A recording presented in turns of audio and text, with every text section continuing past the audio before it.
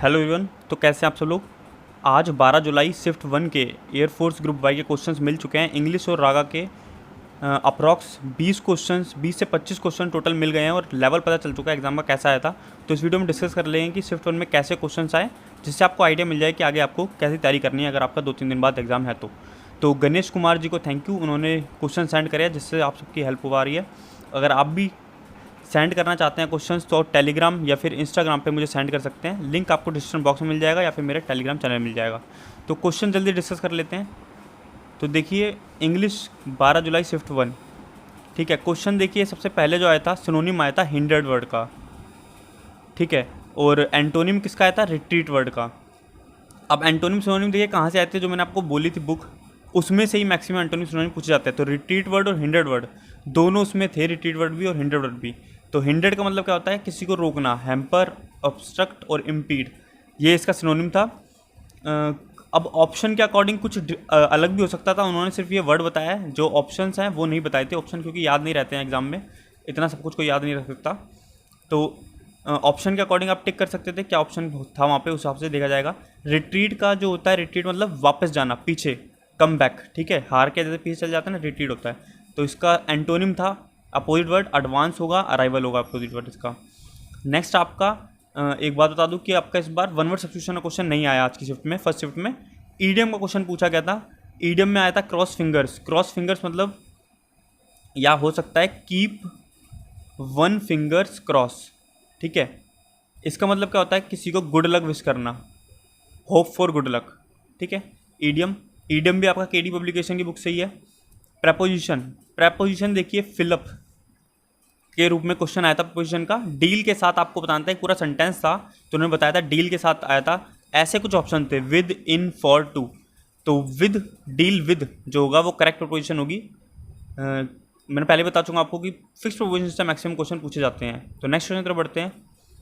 Next हमारा simple एक indirect question का क्वेश्चन पूछा ही जाता है, आपको पता है। एक्टिव पैसिव और इनडायरेक्ट स्पीच दोनों से एक एक क्वेश्चन आता है, तो ऐसा कुछ क्लियर याद नहीं था उन्हें। इनडायरेक्ट स्पीच का क्वेश्चन इंपॉर्टेंट भी नहीं है, आपको सिंपल रूल्स पढ़ के जाना है और आपका सिंपल हो जाएगा, इनडायरेक्ट भी एक्टिव पैसिव भी। एक्टिव पैसिव का क्वेश्चन क्या था? People will make him king, ये एक्टिव था, इसको आपको पैसिव में चेंज करना है। तो पैसिव में क्या होगा?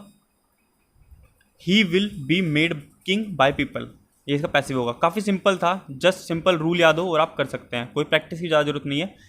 तो ये चैप्टर तो मोस्ट इंपॉर्टेंट है, पहले बता चुका हूँ आपको।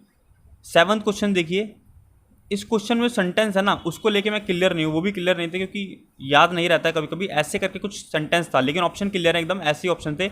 अनटिल, अनलेस, इफ नॉट, या फिर डी ऑप्शन, पता नहीं, 3 ऑप्शन मिले हैं। तो क्या होगा? Student will fail, if not he does, if he does not work hard, और if he does not work hard. तो होगा अनलेस, क्योंकि अनटिल क्या होता है? समय सूचक होता है, और अनलेस क्या होता है? शर्त सूचक होता है। तो ये क्या है? समय सूचक, अनलेस शर्त सूचक। तो शर्त दिखा रखी है एक, अगर वो मेहनत नहीं करेगा तो फेल हो जाएगा, तो अनलेस आएगा, ठीक है। और ऐसे ही आपको क्या पढ़ के जाना है? Few, little, many, much, quite होता है ना, इन सब का। फ्यू लिटल तो मोस्ट इंपॉर्टेंट है, इनका कहाँ का कैसे यूज़ होता है? आ लिटल, द लिटल, सिर्फ लिटल कैसे यूज़ होता है वो जरूर पढ़ लेना, हर बार क्वेश्चन पूछा जाता है ऐसा, ठीक है। नेक्स्ट देखिए, इंग्लिश के क्वेश्चन थोड़े और भी हैं।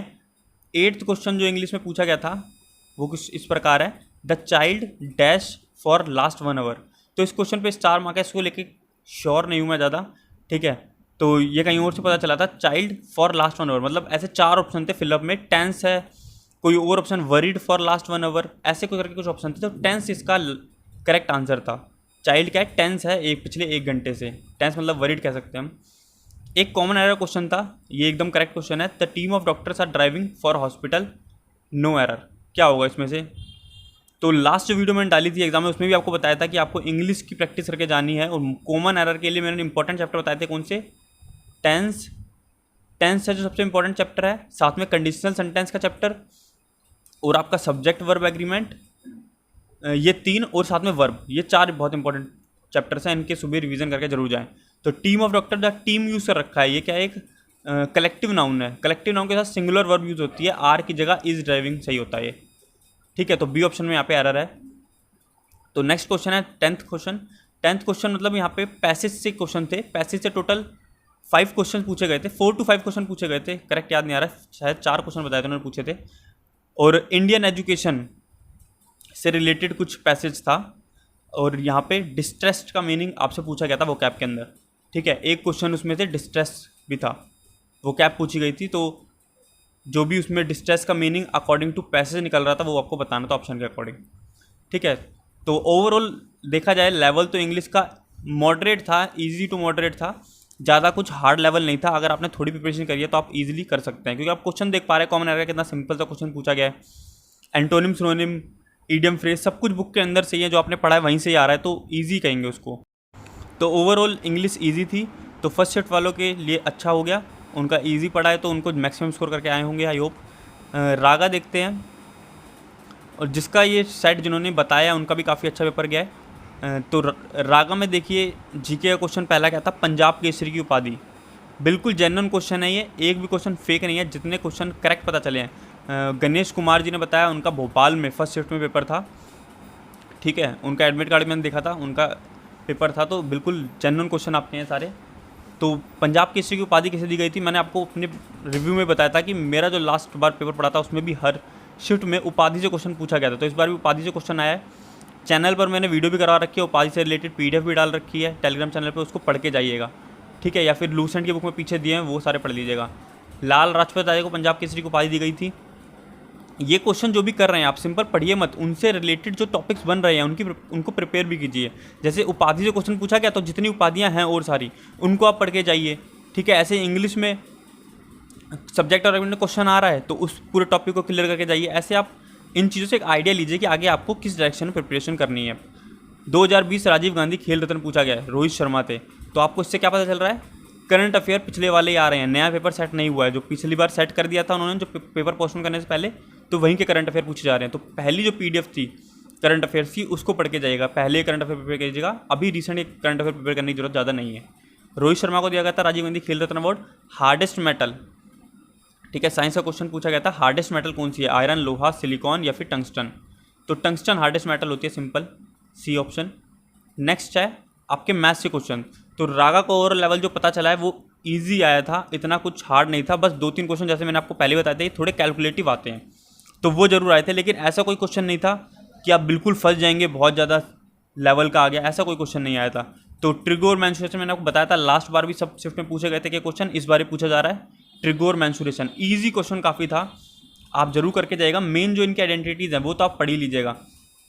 जैसे क्वेश्चन देख पा रहे हैं आप ट्रिगो का, आइडेंटिटी रिलेटेड, मतलब जो फॉर्मूले हैं सिंपल उनसे रिलेटेड एक क्वेश्चन पूछा गया था, और आंसर उन्होंने बताया कि 0 आंसर आ रहा था उस क्वेश्चन का, ठीक है, 0। आइडेंटिटी जैसे sine square theta plus cos square theta क्या होता है, 1 होता है, ऐसे रिलेटेड क्वेश्चन होता है, उसमें बस पुट करना होता है आपको और आंसर आ जाता है। एक मेंसुरेशन से क्वेश्चन था, मेंसुरेशन में क्वेश्चन देखिए कुछ इस टाइप का था, जैसे एक फील्ड है उसका पाथ निकालना था, साइड वाला पाथ था या मिडल वाला पाथ ये कंफर्म नहीं है, मिडल वाला पाथ जहाँ तक पता चल रहा है कि मिडल में जो पाथ है ना उसका एरिया निकालना था। उसके एरिया निकालने के बाद उसमें कुछ फेंसिंग करानी थी, उसमें कुछ सजावट कराने के कुछ पैसे लग रहे थे, तो प्राइस निकालना था अल्टीमेटली हमें उसका। तो अगर आपको सिंपल, अगर आपने मेंसुरेशन ज़्यादा प्रैक्टिस नहीं करी है बट आपको फॉर्मूले पुट करने आते हैं, फॉर्मूले याद हैं, तो भी इसका ईजिली हो जाएगा, बस थोड़ा सा दिमाग लगाना पड़ेगा, ठीक है। ओवरऑल ट्रिगो मेंसुरेशन के क्वेश्चन ईजी थे, मेंसुरेशन बस थोड़ा सा मॉडरेट लेवल लगा, area of path and price थोड़ा टाइम टेकिंग क्वेश्चन है ये, ठीक है। नेक्स्ट चलते हैं। नेक्स्ट देखिए 2 क्वेश्चन और पता चलते हैं। रेशियो प्रोपोर्शन का क्वेश्चन था एक, रेशियो प्रोपोर्शन में कॉइन रिलेटेड, कॉइन्स नहीं होते, 1 रुपये, 2 रुपये और 5 रुपये के कुछ सिक्के हैं जिनका अनुपात कुछ 4-3-2 रेशियो में, ऐसे करके कोई क्वेश्चन था, और आपको 2 रुपये के सिक्के या फिर 5 रुपये के सिक्के का जितने नंबर हैं सिक्के के या फिर वैल्यू है वो बतानी थी, करा है वहाँ पे ratio proportion coin related questions. उस टाइप के क्वेश्चन ही बन रहे हैं, कुछ ज़्यादा अलग टाइप का क्वेश्चन नहीं बन रहे हैं, तो आपको ज़्यादा अब अलग चीज़ों की प्रैक्टिस करने की ज़रूरत नहीं है, जो आप कर चुके हैं प्रिपेयर वही आप प्रिपेयर करके जाएं। सिंपल मैथ में इतना ज़्यादा घबराएं मत कि आपको लग रहा था काफ़ी ज़्यादा लेवल अप होगा, तो इतना ज़्यादा लेवल अप नहीं हुआ है। आगे अब देखते हैं कैसा रहता है आगे की शिफ्ट्स में, उनमें लेवल थोड़ा बढ़ता है या कम होता है। और एक एलसीएम एचसीएफ का क्वेश्चन था, एलसीएम एचसीएफ का क्वेश्चन हमेशा ही मॉडरेट लेवल तक का आता है, ईजी क्वेश्चन नहीं होता, थोड़ा टाइम टेकिंग होता है, ठीक है। तो एलसीएम एचसीएफ का मॉडरेट लेवल क्वेश्चन आया था, ठीक है। बाकी आपका परसेंटेज प्रॉफिट लॉस यहाँ से भी क्वेश्चन आए थे, क्वेश्चन याद नहीं होने के चक्कर में लिखे नहीं है, आपको बाकी मैं सिलेबस बता ही चुका हूँ कहाँ कहाँ से क्या क्या क्वेश्चन आते हैं, तो आप उनको देख लीजिएगा। तो आई होप ये आपके लिए यूज़फुल रहा होगा, और आपका जब भी एग्ज़ाम है आप ज़रूर अपना रिव्यू दीजिएगा, ताकि कट ऑफ एनालिसिस में मदद हो और साथ में आपके जो स्कोर साथी हैं उनको पता चल पाएगी किस टाइप का पेपर आ रहा है। तो यही सारे क्वेश्चंस थे। अगर आपने भी एग्ज़ाम दिया है और आपको कुछ क्वेश्चंस याद हैं तो आप कमेंट बॉक्स में ज़रूर बताइएगा क्या क्या क्वेश्चंस थे, और अगर आगे की शिफ्ट में आपका पेपर है तो ज़रूर रिव्यू दीजिएगा। Thank you.